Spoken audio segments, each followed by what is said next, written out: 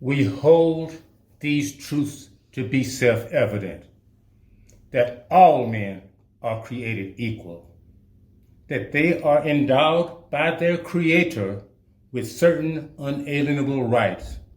Among those are life, liberty, and the pursuit of happiness. Hello, Don Brooks, and I'm sure you're wondering, why did he start off with that way? I start out that way because this is kind of a continuation of the last Don Brooks show when we were talking about the nominee that President Biden is going to nominate to the Supreme Court, the black lady, and why the big fuss from the right wing and the Republican Party. So I want to answer that question. That question goes back into history.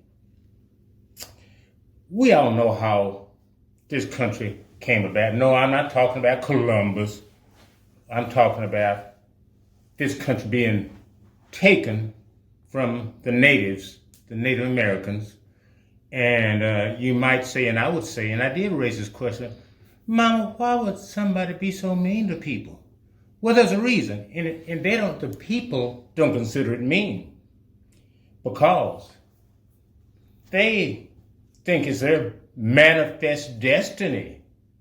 And that's the name of this Don Brooks show. Manifest Destiny and the Great White Father. Yeah, I said it, and I'm not taking it back. That's why they're the way they are. Because they consider it was their God-given right to lead people to their way of thinking.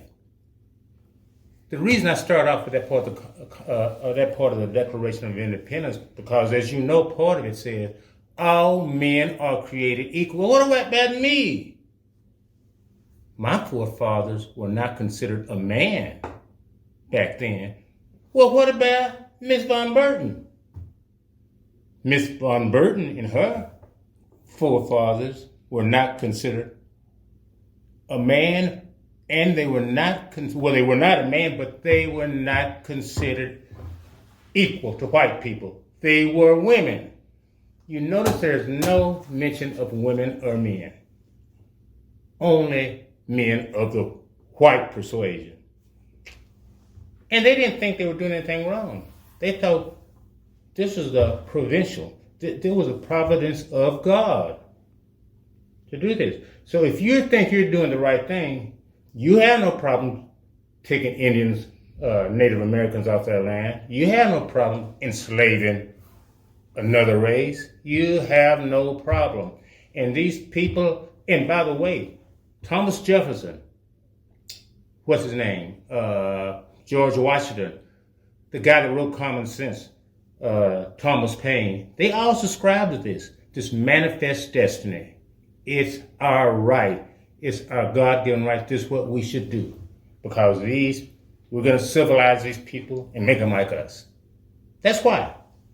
And do you think George Washington, of course George Washington is dead. Do you think his grandson, great-great-grandson? No. They're still alive. And do you think they changed their ways? Well, I'm going to come back with part 2, and I'll answer that question. I'm going to go take a break. Oh, Miss Von Burton, I bought some water for us. I'm going to take a break, and we're going to drink water, okay? Sounds good. All right, we're back. Miss Von Burton, please join me. Thank you. In my beverage of choice. Everybody knows this is my beverage of choice. I love this stuff. Wish I had invented it. I'd be a zillionaire by now, wouldn't I? Probably. Okay. Back to what we were talking about. Manifest destiny and the Great White Father. So this kind of explains why they are the way they are. You don't have to hate a person to want to keep them down. You don't have to. You just don't. Just like, this is a stupid example. I'm sure if you have a dog or a cat, you love your dog or cat, but you don't want them to eat with you, sleep with you. Well, some people do. Well, you get the point.